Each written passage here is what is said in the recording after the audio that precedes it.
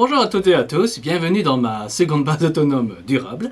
Je suis Stéphane Vivaliste et pour celles et ceux qui sont nouveaux bien sur cette chaîne d'autonomie et de survie, n'oubliez pas de vous abonner et de laisser un pouce bleu et d'avance, je vous en remercie.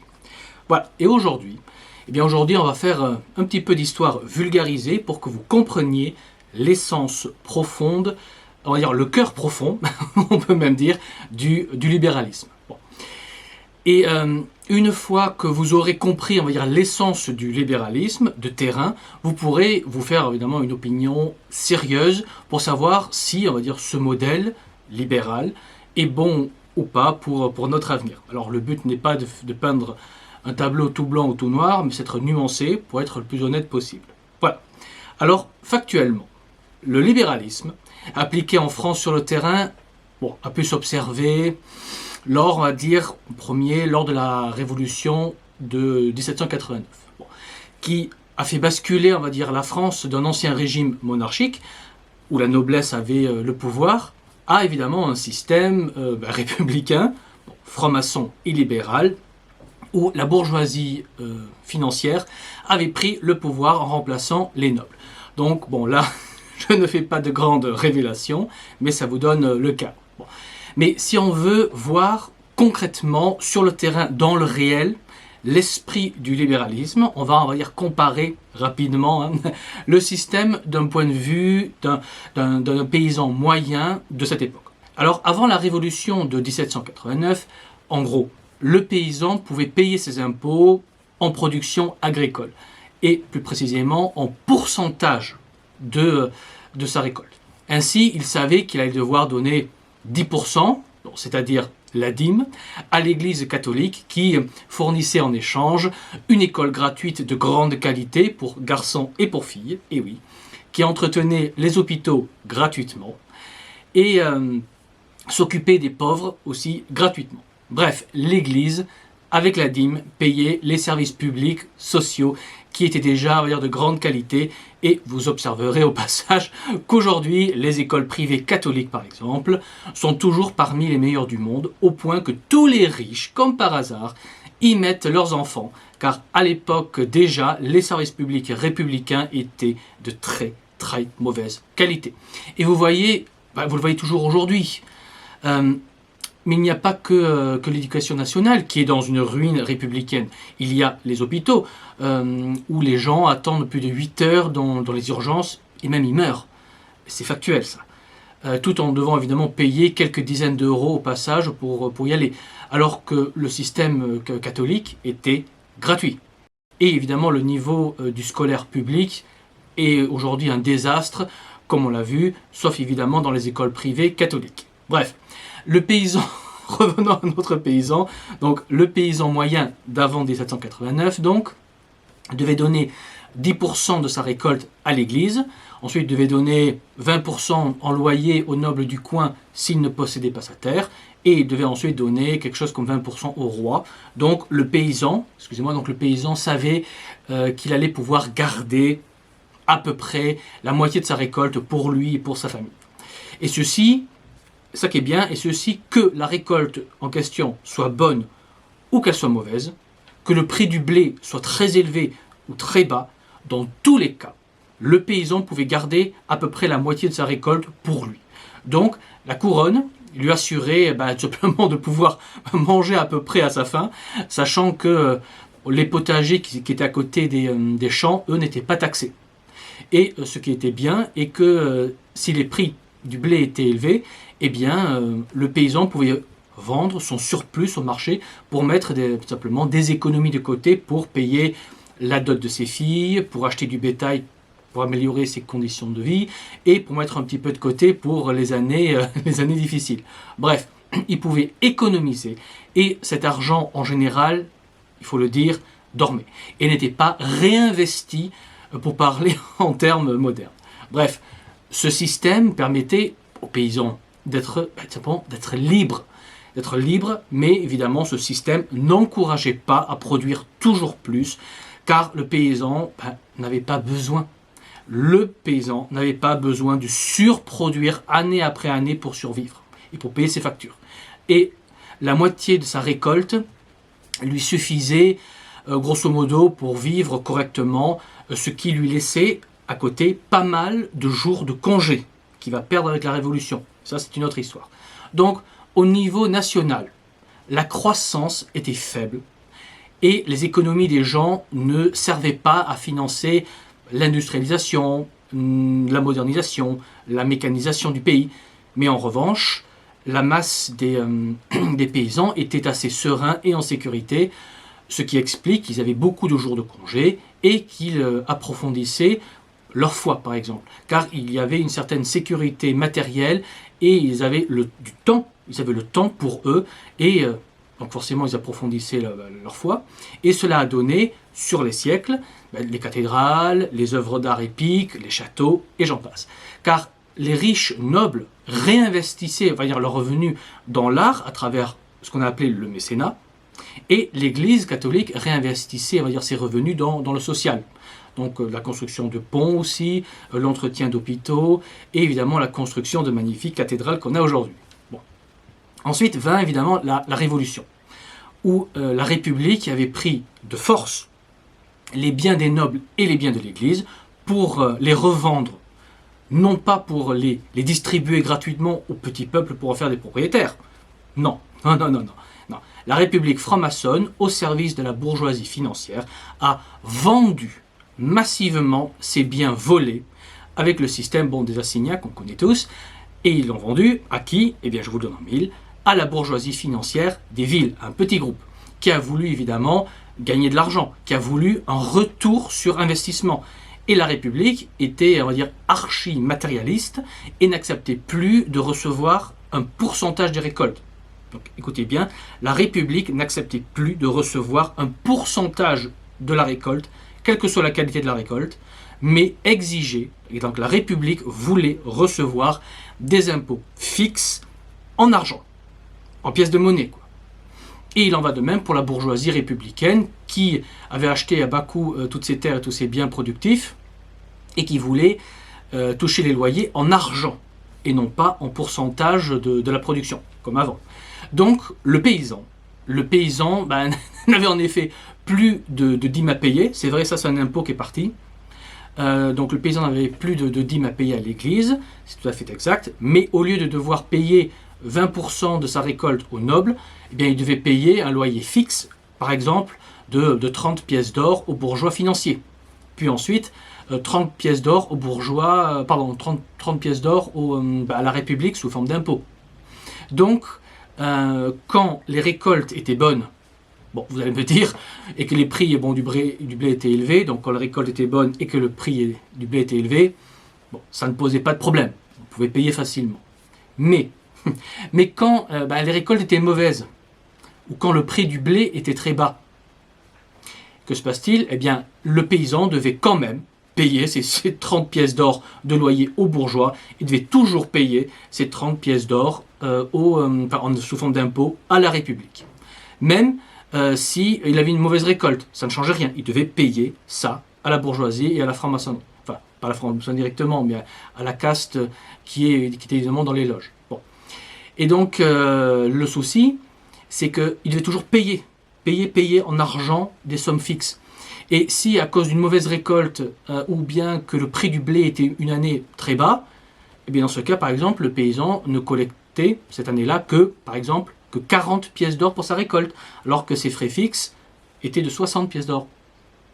Voilà. Et donc, pour pouvoir payer quand même son loyer et ses impôts, eh bien, le paysan devait vendre ses terres, vendre ses outils de production à la bourgeoisie républicaine, évidemment, ou bien s'endetter auprès de la bourgeoisie financière avec un taux d'intérêt très élevé. Et comme à un moment donné, il devenait trop pauvre, eh bien, il devait prostituer sa femme et ses filles, et là on est en plein dans le Germinal de Zola, et je ne caricature pas, c'était réellement comme ça. Donc, d'un point de vue du paysan moyen de l'époque, il a vu ses conditions de vie s'effondrer considérablement, au point de devoir quitter sa compagne pour aller travailler dans les nouvelles usines. Vous savez, les nouvelles usines des bourgeois en ville, perdant au passage aussi son temps libre pour faire ce qu'il voulait et approfondir tranquillement sa foi, par exemple. D'où aussi le recul de la foi en France, qui demande évidemment du temps et du calme, chose qu'après la Révolution, le peuple n'avait quasiment plus. Bon, bref, dites-vous que le système libéral a poussé les paysans à devoir toujours produire plus pour, tout simplement pour pouvoir payer les loyers et les impôts en monnaie et non en pourcentage de la récolte. Donc au final, la croissance du pays a augmenté considérablement, donc on a plus produit, et la grande partie de la richesse produite est allée dans la poche de la bourgeoisie républicaine financière qui ne l'a pas fait dormir, qui par contre a réinvesti cet argent pour financer ce qu'allait devenir la révolution industrielle.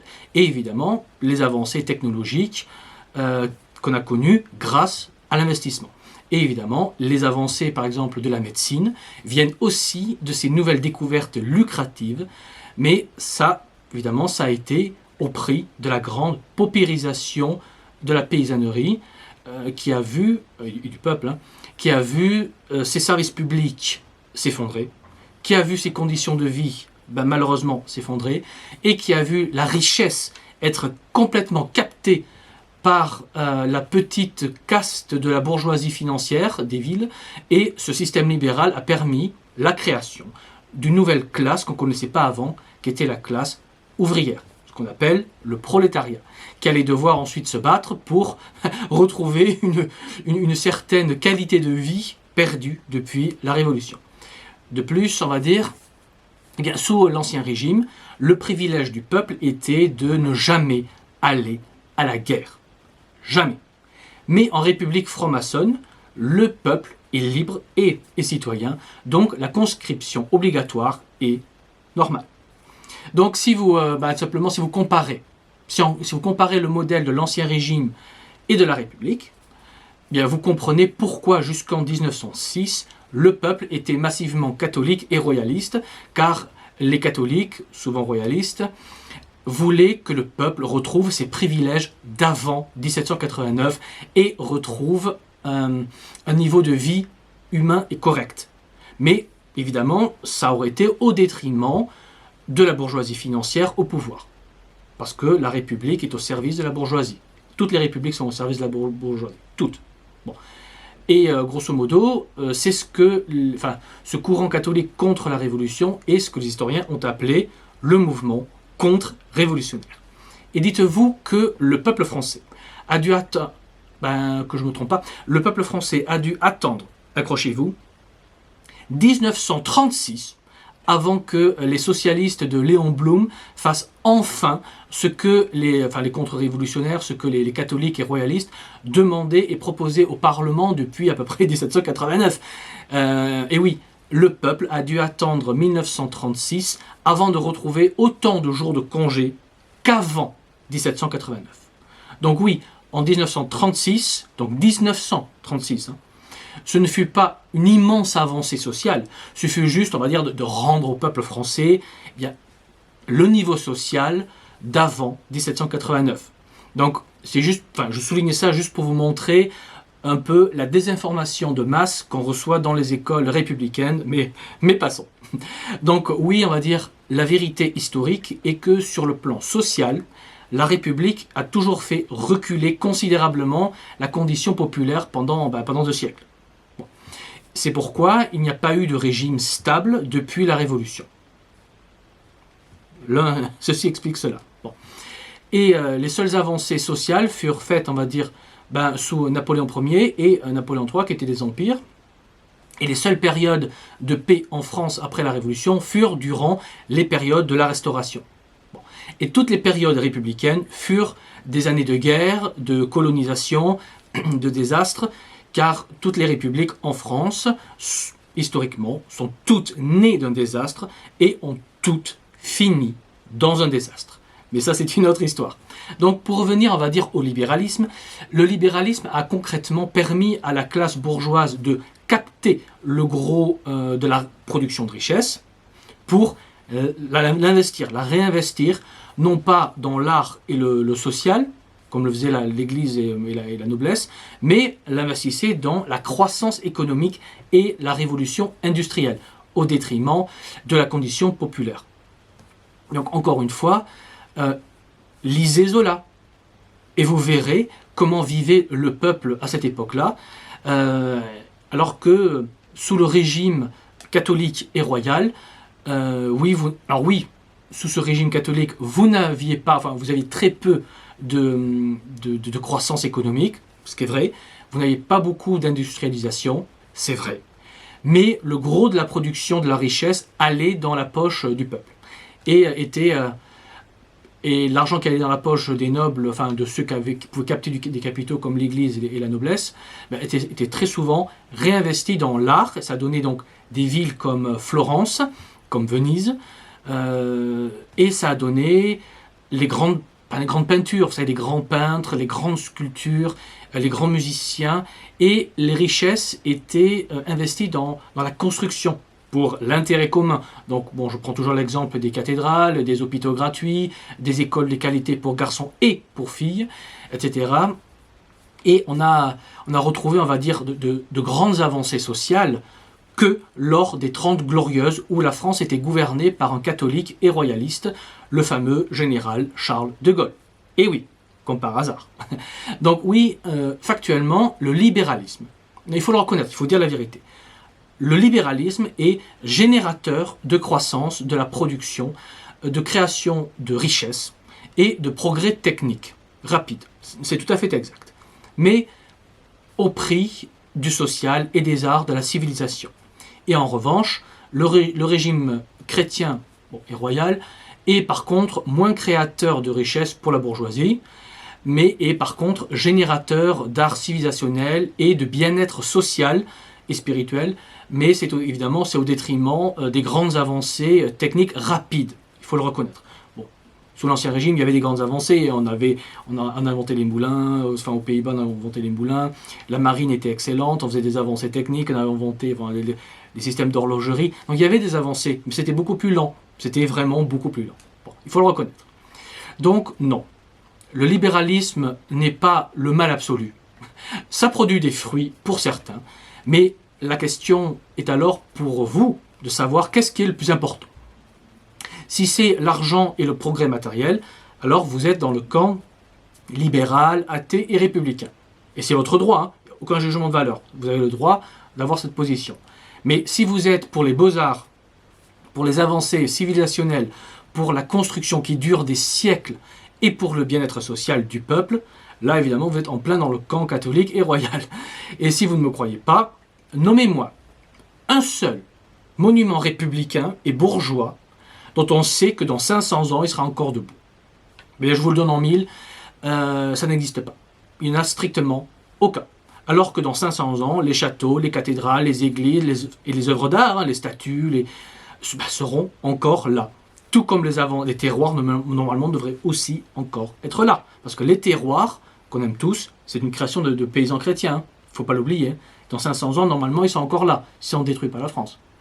Tout comme il y aura encore les avancées civilisationnelles comme l'esprit chevaleresque, la galanterie, la courtoisie, le service de table à la française, la cuisine française, les artisans traditionnels, le vin, etc. Tout ça seront encore là, normalement. Et en bonus, pour vous remercier d'avoir écouté la vidéo jusqu'ici, laissez-moi vous décrire même rapidement le système de fonctionnement social du marché avant 1789. Eh bien, avant 1789, du temps de la monarchie chrétienne, eh bien, la police du roi devait appliquer la loi du roi, et la loi du roi était comme suit. Quand c'était le jour du marché, eh bien, la police du roi devait laisser entrer sur le marché en premier les mères de famille pour qu'elles puissent acheter en premier ce dont elles avaient besoin pour nourrir eh bien, leur famille. Et une fois que les mères de famille avaient eu le temps de faire leurs achats, eh bien, la police du roi laissait les entrepreneurs locaux entrer pour qu'ils achètent les produits dont ils avaient besoin pour leurs activités commerciales. Ainsi, le meunier du coin pouvait entrer pour acheter le blé pour produire la farine pour le boulanger, etc. Puis, en dernier, la police du roi laissait entrer les marchands, c'est-à-dire la classe bourgeoise financière qui ne produit rien, afin qu'ils puissent acheter les restes, dire les miettes, dont les mères de famille et les producteurs locaux n'avaient pas besoin. Mais quand est venue la révolution franc-maçonne de 1789, qui évidemment est au service de la bourgeoisie financière. Voilà comment le système a évolué concrètement. Eh bien, au nom de l'égalité républicaine, dès l'ouverture du marché, tout le monde pouvait entrer librement en même temps pour acheter librement ce qu'il voulait. Et à votre avis, que s'est-il passé? Comment ça s'est terminé concrètement sur le terrain? Eh bien, la bourgeoisie marchande, qui avant ne pouvait entrer qu'en dernier, eh bien, entra maintenant en premier et achetait tout le blé d'un coup et ne laissait quasiment rien pour les mères de famille et pour les producteurs locaux. Ce qui évidemment créa des pénuries de blé. Et évidemment, qui dit pénurie, dit hausse des prix. Et quand les prix du blé avaient triplé, voire plus, eh bien, les bourgeois marchands vendaient 3 fois le prix du blé normal aux gens. Donc, les entrepreneurs comme le meunier, de l'exemple, ont dû rogner très fortement sur leurs marges. Donc, ils pouvaient moins bien vivre, même beaucoup moins bien, comme le boulanger. Et évidemment, les mères de famille qui avaient un budget limité, comme aujourd'hui, ont dû réduire ce qu'elles devaient acheter pour leur famille, donc ils mangeaient moins, donc ils réduisaient ce qu'on appelle le panier de la ménagère par 3, soit dépenser toutes leurs économies pour pouvoir nourrir correctement leur famille. Donc le libéralisme économique a permis aux bourgeois de la finance, qui ne produisent rien, de faire des marges énormes en spéculant. Donc de capter une grande partie de la richesse en appauvrissant le peuple et en ruinant les petits entrepreneurs. Alors que sous les rois, créer artificiellement des pénuries était strictement interdit et puni d'années de prison, voire pire. Alors qu'en République libérale, c'est tout à fait légal et c'est permis. Et ce que je dis est factuel et c'est vrai. Donc, je vous le demande à nouveau. Quel régime est le plus social? Donc le régime catholique et royal, qui fait entrer le peuple en premier, puis les entrepreneurs et ensuite les parasites de la bourgeoisie financière, qui ne produisent rien. Ou est-ce le modèle républicain au service de la bourgeoisie financière? Lequel est le plus social? Et qui, évidemment, au nom de l'égalité républicaine, ruine le peuple et les entrepreneurs locaux pour engraisser toujours plus la bourgeoisie financière athée et franc-maçonne. Il faut toujours le dire et il faut le répéter. Donc je vous le dis et je vous le répète, tant qu'on reste en République, qui a toujours été un système au service de la bourgeoisie libérale, comme toutes les 5 républiques sans exception l'ont été. Bref, tant qu'on reste dans un système républicain, aucune politique sociale sérieuse ne pourra être faite, surtout en période de recul économique, de l'économie comme on connaît aujourd'hui. Car le régime républicain ne sert pas le peuple, il sert la bourgeoisie financière. Et avec le président banquier qu'on a actuellement, c'est évident, ça crève les yeux même des plus aveugles. Mais si vous voulez un régime qui sert le peuple, et qui soit réellement social, eh bien regardez les régimes catholiques et royaux, car eux seuls, dans l'histoire de France, ont appliqué de vraies réformes sociales pour le bien-être du peuple. Donc en régime chrétien, la conscription forcée est absolument impensable. Donc pas de guerre en Ukraine contre la Russie par exemple. En régime chrétien, il n'y a pas d'impôt à hauteur de 60% des revenus. Et en régime chrétien, il n'y a pas une hyper-centralisation du pouvoir à Paris. En régime chrétien, il y a le principe catholique de subsidiarité, c'est-à-dire que l'échelon supérieur n'agit que si l'échelon en dessous ne peut pas gérer le problème par lui-même, par ses propres moyens. Donc le problème local. Voilà. Donc en régime chrétien, le gros du pouvoir est concentré localement. Et en régime chrétien, c'est l'aristocratie du mérite qui est la classe dirigeante. Et un aristocrate chrétien paie l'impôt du sang. C'est à ça qu'on le reconnaît. Non pas aux paroles, mais aux actes. Et oui, un noble chrétien n'envoie pas les fils des autres à la guerre comme l'ont fait toutes les républiques. Toutes les républiques. Comme les Danton, les Robespierre, les Adolphe Thiers, les Clémenceau, les Léon Blum, etc. Non, le noble chrétien va lui-même au front en première ligne, comme Charette, comme Henri de la Roche-Jacquelin, comme Vauban, comme Henri IV, comme François Ier, comme Napoléon, comme Charles de Gaulle, etc. Donc ça m'étonnerait énormément que Macron aille lui-même se battre en Ukraine, voyez-vous. Mais c'est normal. mais c'est normal en République d'envoyer les enfants des autres mourir tout en protégeant ses petits copains francs-maçons en les envoyant dans les administrations au lieu de les envoyer avec le peuple, comme le faisait la noblesse chrétienne au front, qui venait en première ligne du danger. C'est là où on voyait les nobles. Voilà, j'espère vous avoir aidé à ouvrir les yeux sur le libéralisme, sur la République et sur le social. Et sur ces belles paroles, il ne me reste plus qu'à vous dire, comme toujours, n'oubliez pas qu'un homme averti en vaut deux, mais qu'un homme préparé en vaut quatre. Donc préparez-vous, anticipez, et je vous dis à la prochaine fois. Allez, ciao!